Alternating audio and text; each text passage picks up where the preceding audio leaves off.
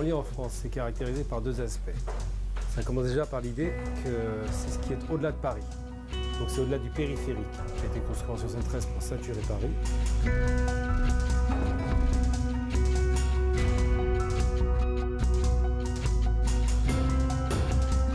Alors une banlieue, en fait, c'est un lieu géographique. C'est d'abord et avant tout un ghetto social. C'est l'endroit où on va faire habiter les habitants qui viennent, les pauvres de manière générale, et en particulier dans le cas de la France, les gens qui viennent des anciennes colonies, qui viennent du Maghreb, qui viennent d'Afrique, qui viennent des Antilles, également les Roms, majoritairement, qui sont les plus pauvres en France.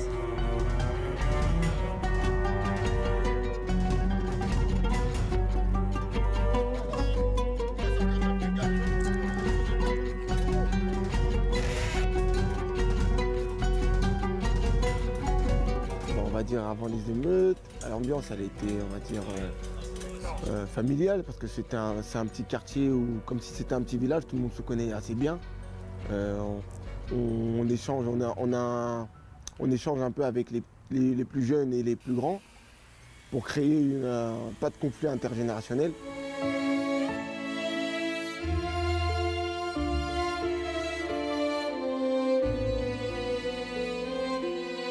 La banlieue, c'est l'ennui. Ça, c'est la première chose. Et quand il y a de l'ennui, il y a quoi? Derrière, il y a un désespoir qui s'installe et de la violence qui va commencer à s'exprimer. Parce qu'on se dit, sans comprendre réellement ce qui se passe, pourquoi nous n'avons pas droit à ce que les autres ont droit? Et nous, on prenait ça comme une exclusion et ça nous faisait violence, clairement. Donc on a vraiment l'impression, là, on comprenait très bien qu'on n'était pas français.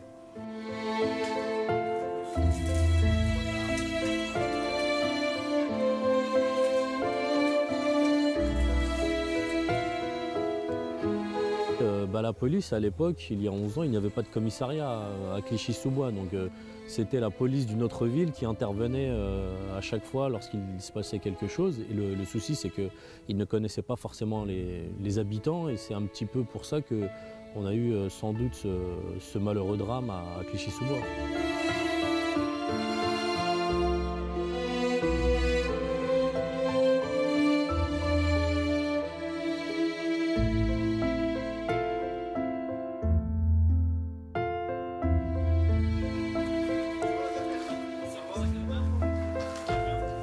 On va dire qu'à cette époque-là, les infos et les élections, tout ça, bon, c'était pas trop notre truc. Notre but, c'était plus de s'en sortir parce qu'on savait déjà dans quelle situation on était. Voilà, nos parents ils sont arrivés dans le quartier, c'était déjà pauvre. Et ça s'est accumulé, ça s'est aggravé.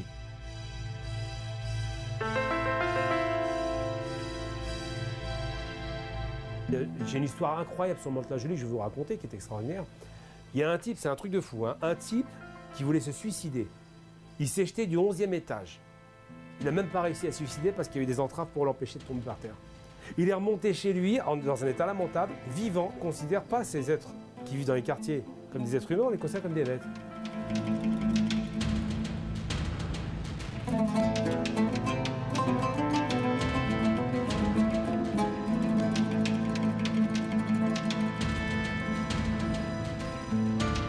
En 2005, quand on lance l'appel des indigènes, il a été précédé par quoi cet appel? Il a été précédé par la loi qui a exclu les filles voilées de l'école, les femmes musulmanes de l'école.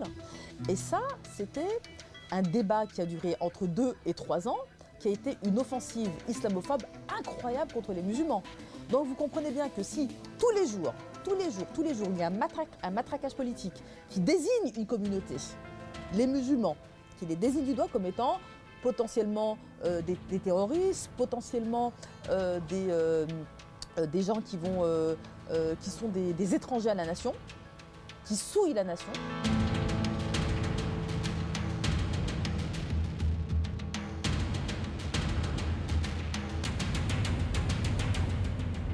Bon, Zied et Bouna, c'était des amis à mon petit frère, âgé de aujourd'hui maintenant 26 ans. Ce jour-là, la police a appelé chez moi pour dire que mon frère était en garde à vue et les coups de fil ils ont commencé à fuser, comme quoi bon, il est arrivé quelque chose aux amis à ton petit frère.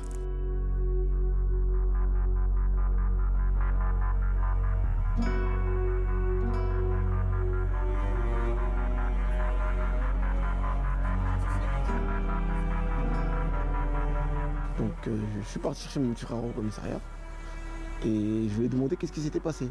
Et donc il m'a raconté qu'il jouait tout simplement au stade à Ivry-Gargan.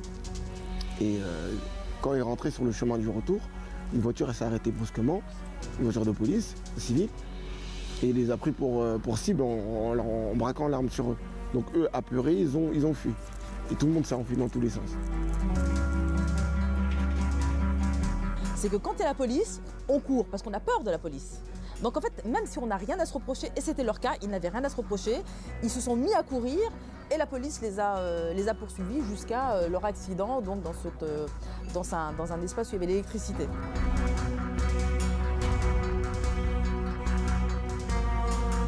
C'est donc moi après, arrivé sur les lieux, on avait les pompiers qui étaient là et ça avait l'air grave parce que on avait cru apercevoir au loin des draps blancs sur les corps. Donc à partir du moment là, moi et mes amis on était devant et on a commencé à poser des questions aux policiers. Qu'est-ce qui s'est passé? Pourquoi vous ne dites pas s'ils sont là, s'ils sont pas là?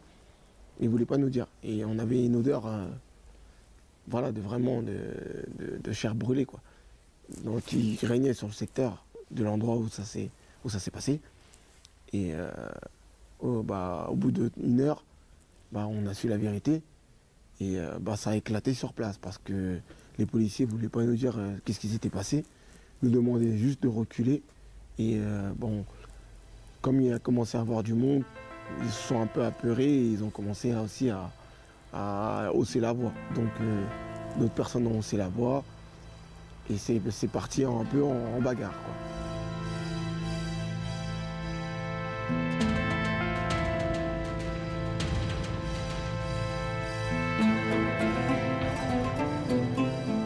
Ce soir-là, j'étais avec mes parents dans une agence immobilière. Il était aux environs de 18 h quand l'électricité a coupé dans l'agence, en fait. Et on n'avait pas compris pourquoi l'électricité avait coupé. Donc pour nous, c'était anecdotique. Vers 21 h que j'ai appris en fait que 2 jeunes étaient morts dans cette centrale électrique, un troisième grièvement blessé, Metin Altoun. Et c'est là que j'ai fait le rapprochement en fait entre cette coupure d'électricité et la mort de ses enfants.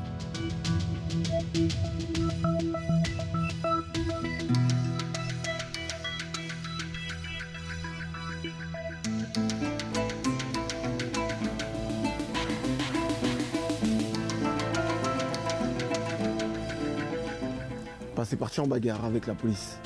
Voilà.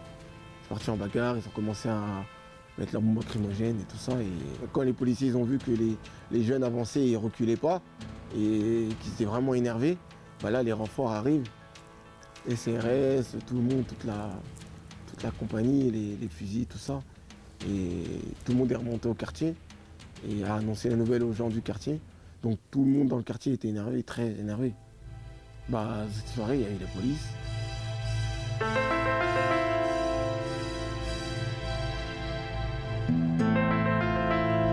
J'ai vu des voitures brûlées, j'étais étonné. Je dis tiens, c'est marrant des voitures brûlées. Et puis je voyais des contrôles. Et là où je me suis rendu compte qu'il commençait à avoir vraiment une chape de plomb, que ça commençait à être violent, c'est quand les policiers sont venus contrôler tous les immigrés, nous compris.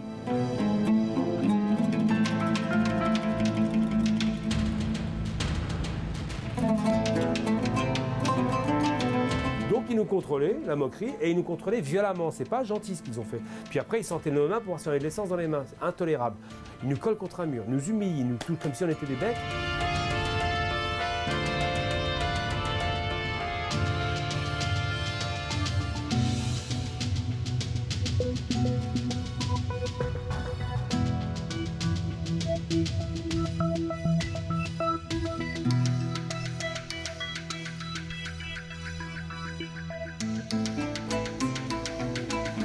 On a rendu hommage à Zied Bouna avec les prises de parole des familles qui ont appelé au calme.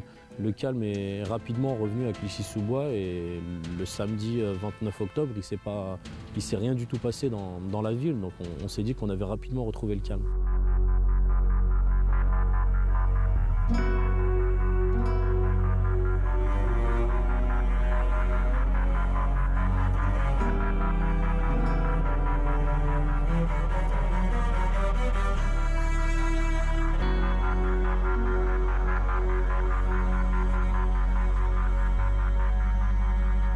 30 octobre 2005, cette fameuse bombe lacrymogène lancée en direction de la mosquée, ça a tout relancé.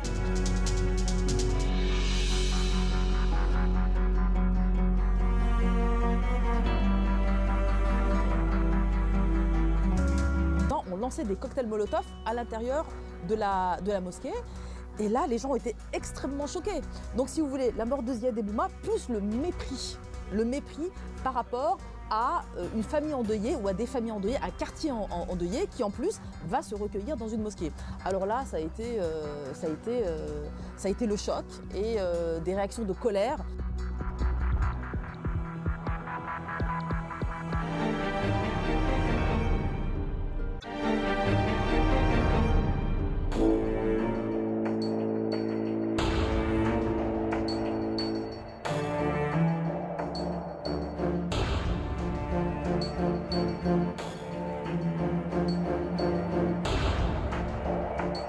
C'est que ce qu'il faut comprendre aussi, c'est que même la révolte des banlieues s'est fait aussi dans un isolement politique. Il n'y a pas d'organisation politique qui suivent, ou très peu.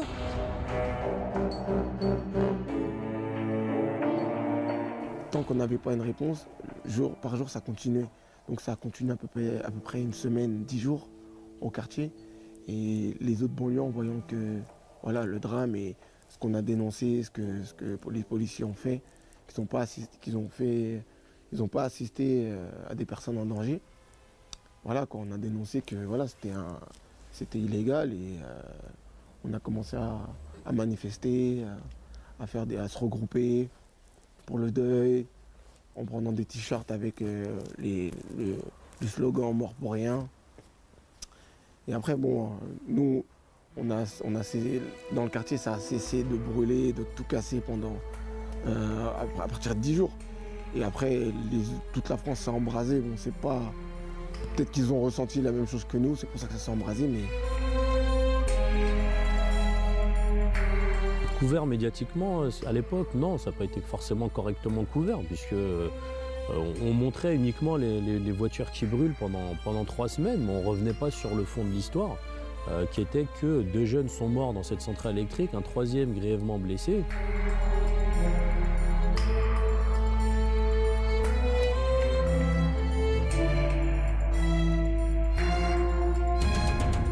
On relayait à travers les médias un discours politique, parce que j'en ai vu à la télé qui présentaient leur carte d'identité pour faire comprendre qu'ils étaient français, parce que ça aussi c'était un des discours de Nicolas Sarkozy, prétendre que ces émeutiers là qui le soir venu s'en prenaient aux forces de l'ordre étaient d'origine étrangère, étaient des intégristes, donc voilà, pas mal de choses, pas mal de mensonges ont été dits à l'époque.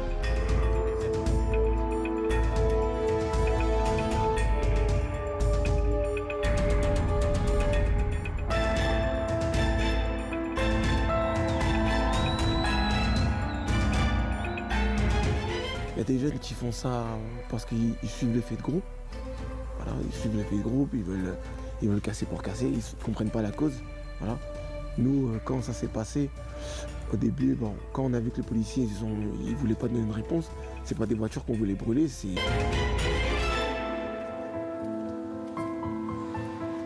La contagion s'est faite pourquoi? Pour 2 raisons. La première, parce que tous les gens des quartiers populaires, qu'on appelle des banlieues, ont vécu la même chose. C'est ça qui est grave. C'est que c'est pas singulier, c'est pas juste la police de Clichy qui pose problème. Toutes les banlieues ont vécu la même chose.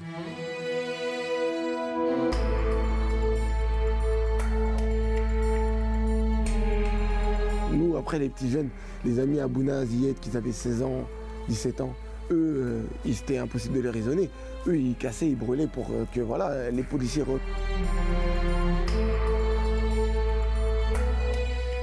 Samir, lui, quand il parlait devant Sarkozy, c'était aussi pour que déjà dans les banlieues, ça change, qu'il n'y arrive plus des choses comme ça.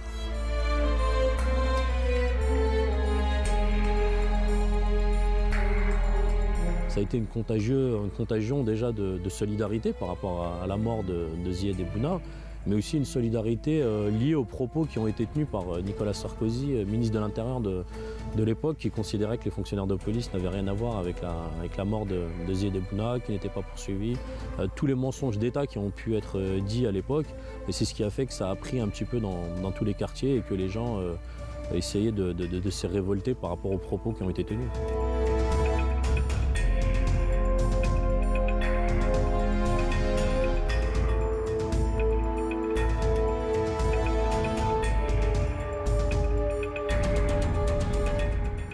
on a demandé immédiatement l'amnistie des révoltés. Et on a considéré que demander l'amnistie des révoltés, c'était un acte politique qui consistait à dire les émeutes de banlieue sont des émeutes politiques. Et il faut les comprendre, il faut comprendre leurs fondements, il faut comprendre leur motivation. C'est vrai que rapidement, le discours de révolte s'est transformé en discours politique de la part de ces jeunes qui disaient que voilà, ils en avaient assez de vivre dans cette situation, de vivre dans ces quartiers délabrés, de ne pas avoir de travail, de ne pas avoir de formation. Donc très vite, ce discours s'est politisé. C'est Dominique de Villepin qui avait pris les choses en main et qui avait convié les familles à Matignon. Donc les familles m'ont demandé de les accompagner avec les avocats et on a été rencontrer Dominique de Villepin et c'est là, en route sur le chemin, dans la voiture, dans les différentes voitures officielles, qu'on a appris que Nicolas Sarkozy allait être présent. Il ne voulait pas être reçu par Nicolas Sarkozy à l'époque.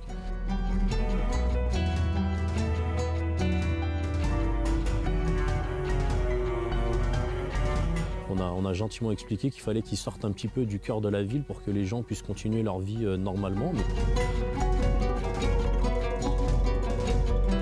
Et lieu, ils ont très vite compris la situation, contrairement à Nicolas Sarkozy. Et le soir même, en rentrant vers 1h du matin, on voyait que justement la police qui était dans le cœur de la ville se déplaçait un peu plus vers l'extérieur et elle était un peu moins visible.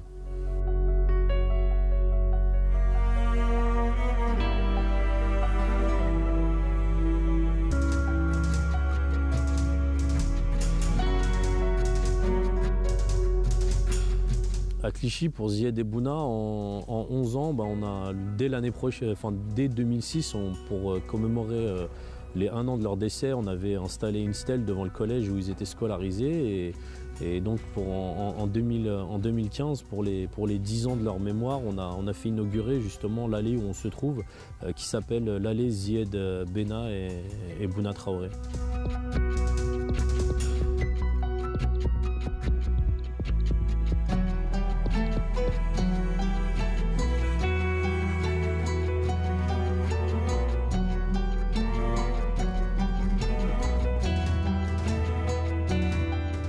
Rien n'a changé, d'accord? Rien n'a changé.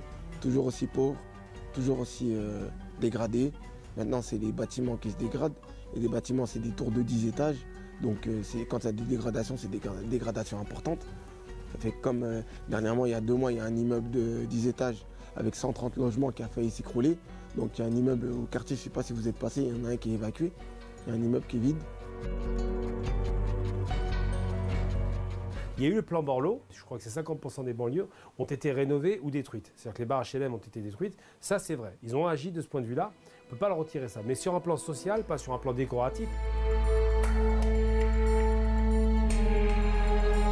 Toute révolte produit une espèce de contre-révolution. Ce qui s'est passé, c'est que le pouvoir, il n'est pas resté inerte. Par exemple, en 2007, c'est Sarkozy qui arrive au pouvoir. Il a su capitaliser sur la révolte des banlieues pour ne rien changer en termes structurels. Parce qu'évidemment, lui, il allait continuer sa politique de ségrégation sociale, d'apartheid.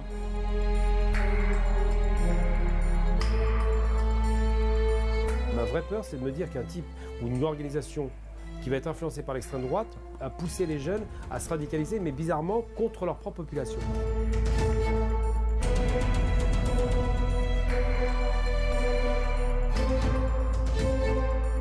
Des produits typiquement français, parce qu'on oublie toujours de dire que ce sont des Français, ce ne sont pas des étrangers. Pas de travail, on a envie de taper sur des gens, on a envie de taper sur la police, sur les gardiens de stade. C'est ça la réalité. Quand on n'a rien à perdre, eh ben on y va.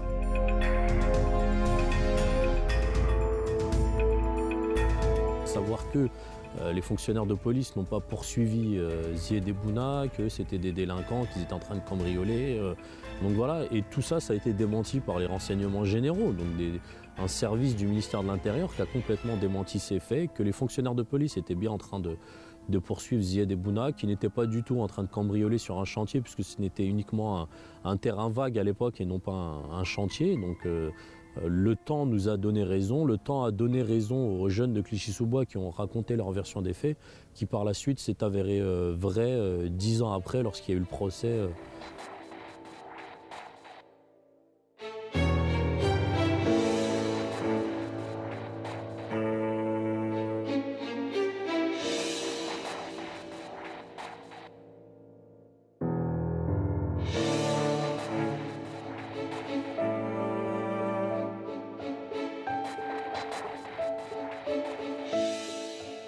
je pense effectivement que ces jeunes, j'en ai connu pas mal, qui sont au chômage aujourd'hui, il ne faut jamais l'oublier. Il y en a quelques-uns qui s'en sortent, mais c'est une minorité infime. Le reste, c'est des chômeurs longue durée maintenant, qui sont des chômeurs longue durée, qui ont commencé à 20 ans. 10 ans après, ils sont encore au chômage, 10 ans après, ils n'ont aucun espoir.